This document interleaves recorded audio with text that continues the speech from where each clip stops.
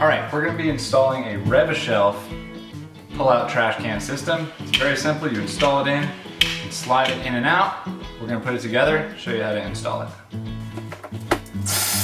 First step is to take the door off your cabinet. It's a lot easier to work with when it's not there. Then, if your cabinet has a shelf, you need to remove it. If you're lucky, your shelf is just in there on shelf pins.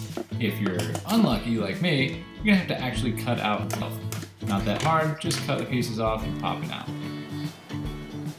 All right, the first thing we do is build this whole thing together. We start by putting the two supports facing out. They slide in through the metal slots on each side. Then we attach the supports to connect those together. Make sure you snap these in all together. They can be a little tough, but that's because they want to keep everything together. Finally, take the handle on the side that extends, and you snap that on to the outside. The last thing to do is install your shelf system into your cabinet. It's going to come with 4 pre-drilled holes and screws for that. Just simply screw them directly into the cabinet.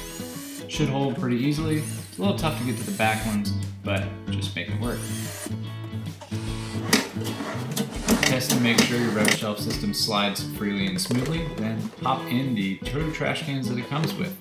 Finally, make sure you reattach your door. And that, my friends, is how you can install a pull-out trash can in a cabinet in about 10 minutes.